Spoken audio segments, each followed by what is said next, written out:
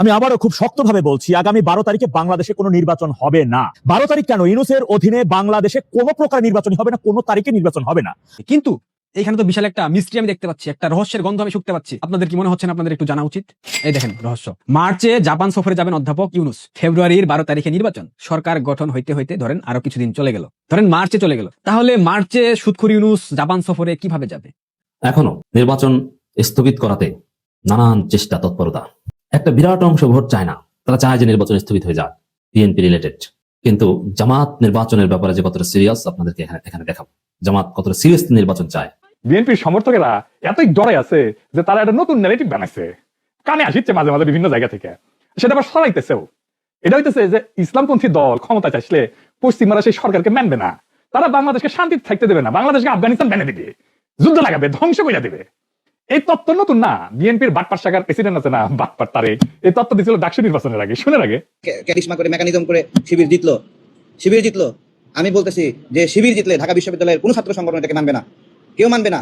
এই নির্বাচন বাতিল হয়ে যাবে, কারণ এটা গ্রহণযোগ্য না। এটা বাংলাদেশের সাথে সাংঘর্ষিক, জাতির সাথে সাংঘর্ষিক। নির্বাচন দাঁড়াতে পারে সব। কিছু দেশ বিদেশে থেকে কুলাঙ্গাররা কথা বলছে যে জামাত এবং ভারতীয় জোট যদি 200-র উপরে আসন পা, তারপরেও দেশ চালাতে পারবে না, ভারত আক্রমণ করে বাংলাদেশকে দখল করে নিবে। এই কুলাঙ্গারের বাচ্চাদেরকে বলতে চাই, তোরা তো জন্ম হয়েছ দিল্লির বিচে, তোদের জন্ম তো বাংলাদেশের বিচ না। তোরা সবকিছুতে ভারত ভারত নিয়ে আসস। ওই ভারতের নর্তুকি যে শেখ হাসিনা বাংলাদেশে ছিল, তাকে দিল্লি কারা পাঠিয়েছে? এই ছাত্র শিবির পাঠিয়েছে। আসসালামু আলাইকুম প্রিয় দর্শক, অন্য মঞ্চের আলাপ চাইতায় আপনাদের সকলকে আমন্ত্রণ জানাচ্ছি। আমি আবারও খুব শক্তভাবে বলছি, আগামী 12 তারিখে বাংলাদেশে কোনো নির্বাচন হবে না। 12 তারিখ কেন, ইউনূসের অধীনে বাংলাদেশে কোনো প্রকার নির্বাচনই হবে না, কোনো তারিখে নির্বাচন হবে না। আর ইউনূসের অধীনে বাংলাদেশে যে কোনো নির্বাচন হচ্ছে না বা হবে না, এই কারণে কিন্তু আওয়ামী লীগ সভানেত্রী নির্বাচনকে কেন্দ্র করে কোনো শক্ত নির্দেশনা তার দলের নেতাকর্মীদেরকে দেন নাই। এখন অনেকে ভাবতে পারেন যে নির্বাচন হবে না, এই কথাটা আমি কি অ্যানালাইজ করে বা নিজে থেকে মন গড়া ভাবে বলতেছি? না ভাই, একটু ধৈর্য ধরে একেবারে প্রমাণ আপনাদেরকে দিয়ে দিচ্ছি। জাতীয় গণমাধ্যমে আসা প্রমাণগুলো আপনাদের মাঝে একটু তুলে ধরতেছি। আপনারা দেখেছেন যে সপ্তাহের শুরু গত রবিবার দিন হাইকোর্ট কোর্ট খোলা হলো। কোর্টে একটা রিট জারি করা হয়েছে। রিটে জাতীয় পার্টি ও এনডিএ প্রার্থীদের মনোনয়ন কেন বাতিল হবে না, হাইকোর্টের রুল। এই রুলটা কে জারি করেছেন, কারা জারি করেছেন, কেন জারি করেছেন, কি জানতে চেয়েছে একটু বুঝছেন?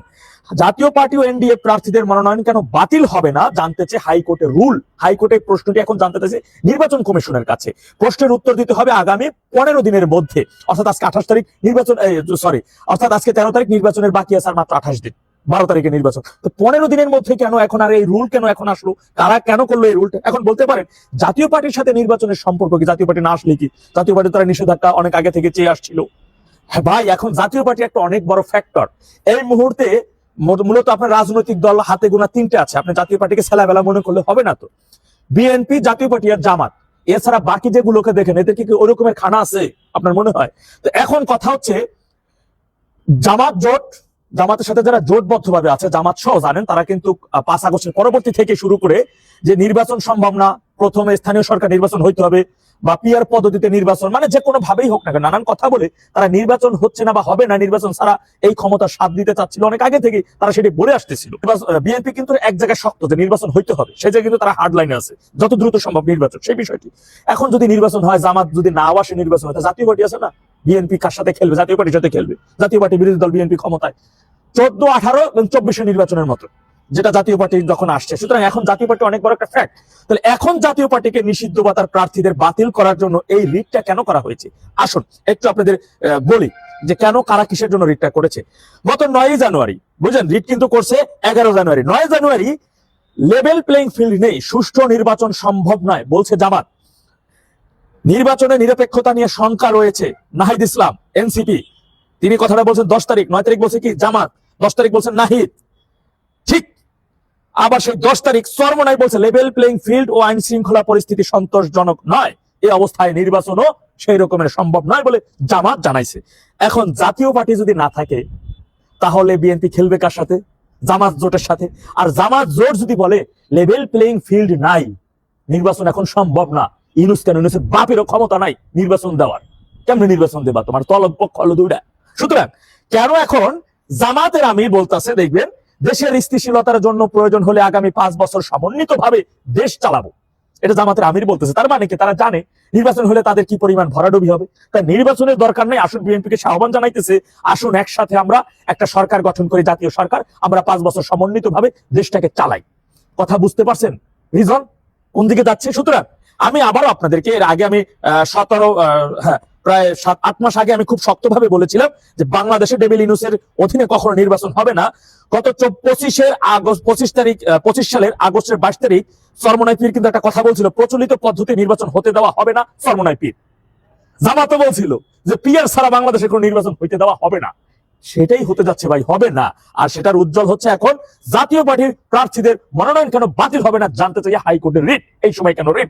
সুতরাং করে করতে না পারেন তাহলে তিনি ঘর থেকে বেরোবেন কি করে? আর ঘরে বসে তিনি দিনের পর দিন সাক্ষাৎ করে যাবেন আর শিরোনাম হতে থাকবেন, আর তাতেই তিনি নির্বাচন জিতে যাবেন।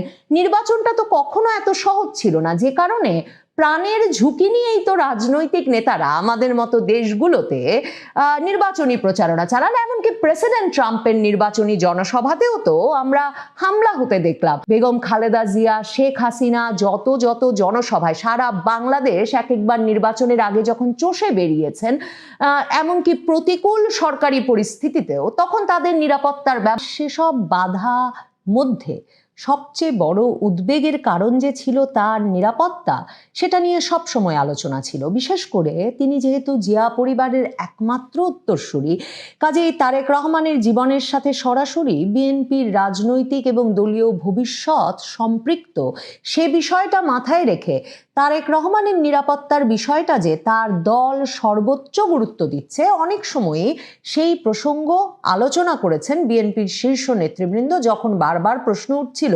2024-এর 5ই আগস্টের পর থেকে যে তারেক রহমান ফিরছেন না কেন। তারেক রহমান যখন 25শে ডিসেম্বর দেশে ফেরার ঘোষণা দিলেন, তখন যেমন এটা বুঝতে বাকি থাকলো না যে যেসব ব্যক্তি বা পক্ষের সঙ্গে তার সমস্যা, যারা তাকে বাধাগ্রস্ত করতে চাইছিলেন দেশে ফেরার পথে, সেই বাধা যেমন কেটে গেছে, সেসব দূরত্ব যেমন দূর হয়েছে, তেমনি নিশ্চিতভাবে তার নিরাপত্তার একটা সর্বোচ্চ গ্যারান্টি তিনি পেয়েছেন। এবং তিনি দেশে ফিরেছেন, দেশে ফিরে জনসভায় বক্তৃতা দিয়েছেন। তবে সেদিন 4000 আইন শৃঙ্খলা রক্ষাকারী বাহিনীর সদস্য শুধুমাত্র তারেক রহমানের ডিউটি করেছে। তারেক রহমান একটা বুলেট প্রুফ বাসে করে ঢাকার তার গুলশানের বাড়ি থেকে এরপর সংসদ ভবন এলাকায় গিয়ে তার বাবার কবর জিয়ারত করেছেন। আর খালেদা জিয়ার জানাজার অনুষ্ঠানটি তো সেদিন তো সেটা একটা রাষ্ট্রীয় ব্যবস্থাপনাতেই হয়েছে, কাজেই সেনা প্রহরা, পুলিশ প্রহরা সব ছিল। তো প্রশ্ন উঠছিল যে তিনি কি তাহলে বাংলাদেশে ফিরলেন এমন একটা গ্যারান্টি পেয়ে যে তিনি কখনোই একটা সর্বসাধারণের রাজনৈতিক নেতা হয়ে উঠতে পারবেন না, তাকে সব সময় একটা রাষ্ট্রীয় ব্যবস্থাপনায় শত শত পুলিশ, আইন শৃঙ্খলা বাহিনীর সদস্য পরিবেষ্টিত হয়ে ঘুরে বেড়াতে হবে, নাকি তিনি রাজনৈতিক নেতা হতে পারবেন না, বরং তাকে এক রকমের গৃহবন্দী একটা সরকার প্রধানের বা রাষ্ট্রপ্রধানের চেহারা দেওয়া হবে, যিনি কিনা নিরাপত্তার চাদর মুড়ে থাকবেন।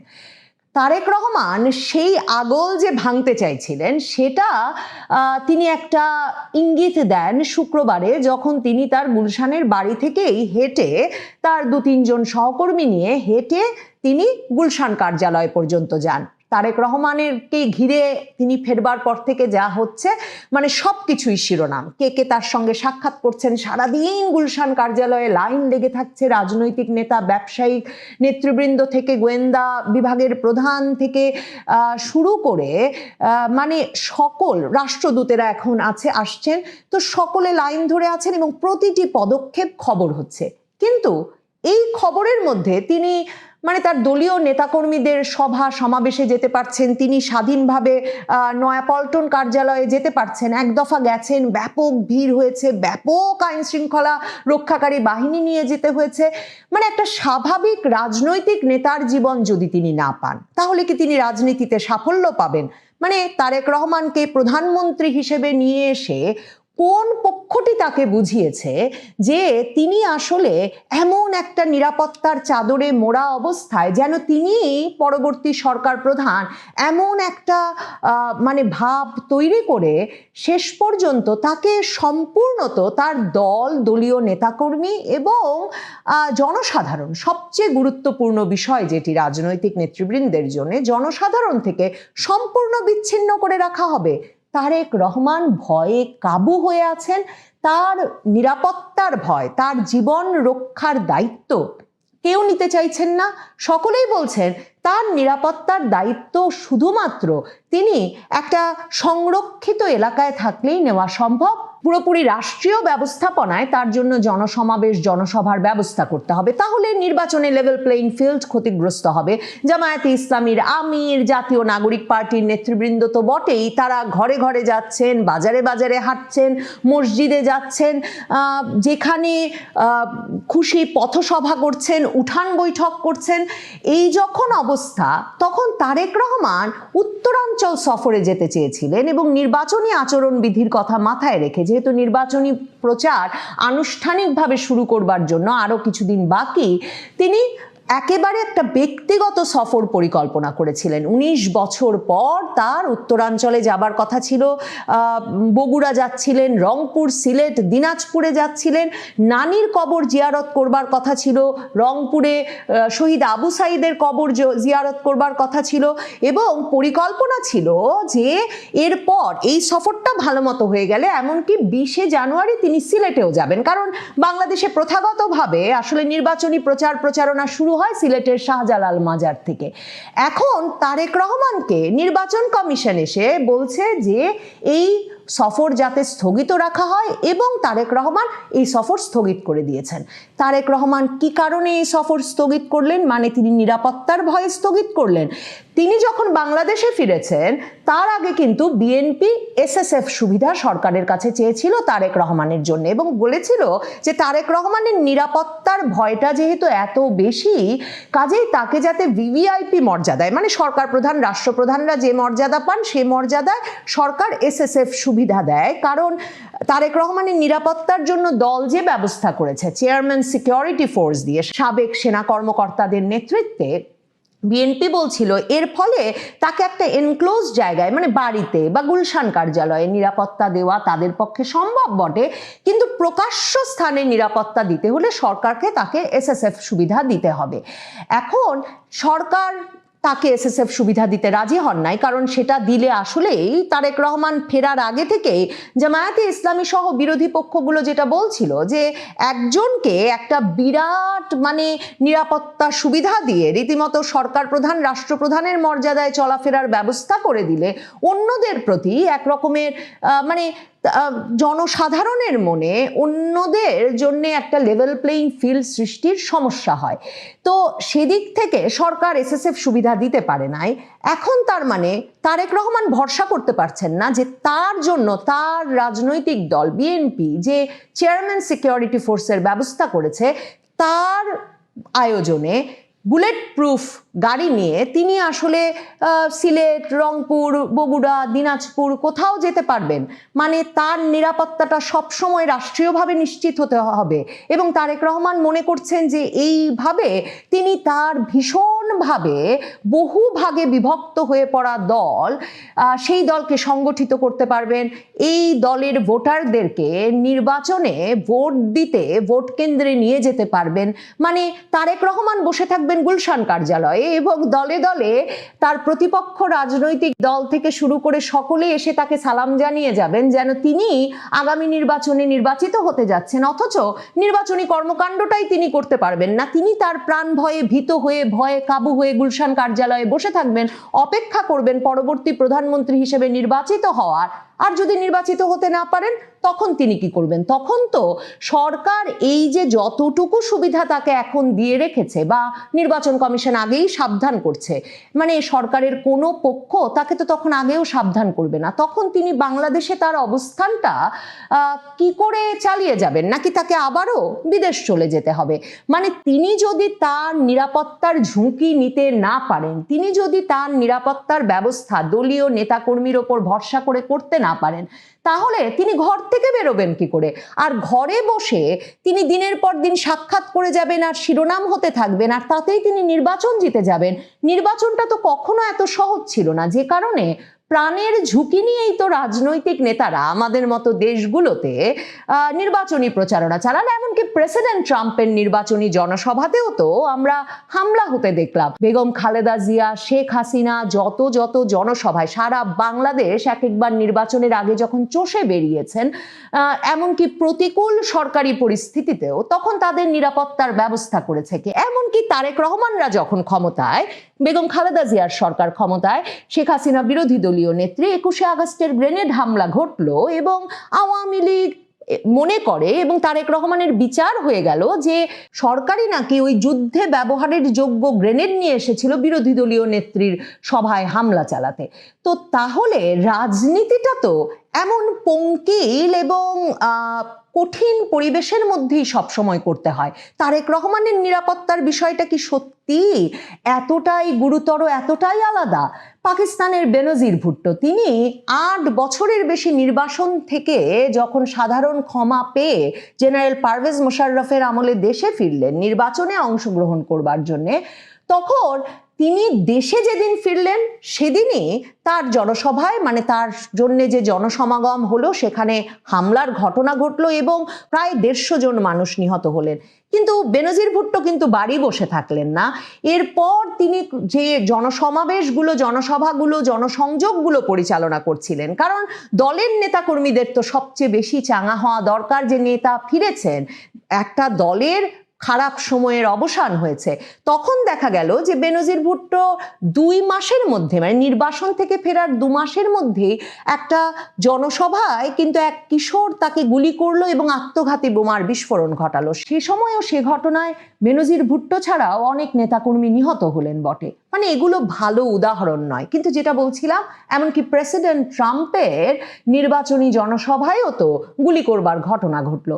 কাজেই তারেক রহমান ভয়ে কাবু হয়ে বাড়ি বসে থেকে এই যে তাকে নিয়ে ধন্য রব পড়ে গেছে এবং যেন তিনি প্রধানমন্ত্রী বলে অতি খাতির দেখাচ্ছে সরকার, পুলিশ, প্রশাসন, সেনাবাহিনী থেকে শুরু করে সকল পক্ষ, এতে ভুলে তিনি যদি তার দলীয় নেতাকর্মীর থেকে দূরত্ব বজায় রাখেন, তার জনসমর্থনের জন্য তার জনসাধারণের কাছে না যান, তাহলে নির্বাচনের পর যদি পাশা উল্টে যায়, মানে যাকে বলা হচ্ছে আপনিই হবেন পরবর্তী প্রধানমন্ত্রী, তাকে যদি শেষ পর্যন্ত ভোটাররা প্রধানমন্ত্রী না বানান তার নির্বাচনী প্রচার কাজে এই ঘাটতির জন্য, তখন তিনি কি করবেন? তখন তার নিরাপত্তাটা নিয়ে সরকার, রাষ্ট্র একইভাবে উদ্বিগ্ন থাকবে তো? আর তখন তিনি ভয়ে কাবু হয়ে বাংলাদেশে থাকবেন নাকি আবার বিদেশ চলে যাবেন? এই প্রশ্নগুলো তারেক রহমানের এসব কর্মকাণ্ডে নিশ্চিতভাবেই উঠছে। তবে তারেক রহমানকে কি ভিত্তিতে নির্বাচন মানা করে দিল? তার সফর শুরু হওয়ার মাত্র একদিন আগে, রোববার থেকে তার সফরে যাবার কথা ছিল এবং বগুড়া সহ পুরো উত্তরাঞ্চলে সাজ রব পড়ে গিয়েছিল যে নেতা আসবেন। কেন নির্বাচন কমিশন আটকালো?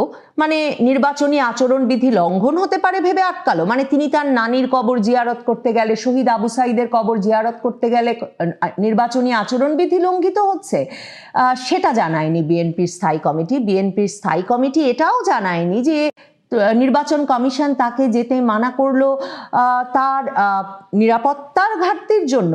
মানে ঠিক কি আশঙ্কায়, কি উদ্বেগে তারেক রহমান তার কার্যালয়ের বাইরে পা না ফেলার সিদ্ধান্ত নিলেন? আর স্থায়ী কমিটি, বিএনপির নেতৃত্ব, তারেক রহমান কি ভাবছেন? কবে তিনি সাহস করে উঠবেন? কবে তিনি একের পর এক তার দরবারে সাক্ষাৎ প্রার্থীদের সাক্ষাৎ দেওয়ার খবরের বাইরে সত্যিকার অর্থে ঘরে ঘরে যাবেন, জনগণের সঙ্গে মিশবেন, তার নেতাকর্মীদের সঙ্গে মিশবেন আর তার দল ভোটারদের চাঙা করে তুলবেন? পারবেন না ভয়ে কাবু হয়েই থাকবেন? ভাববার যথেষ্ট কারণ আছে, সন্দেহ করবার কারণ আছে যে একটা পক্ষ তাকে ভয়ে কাবু করে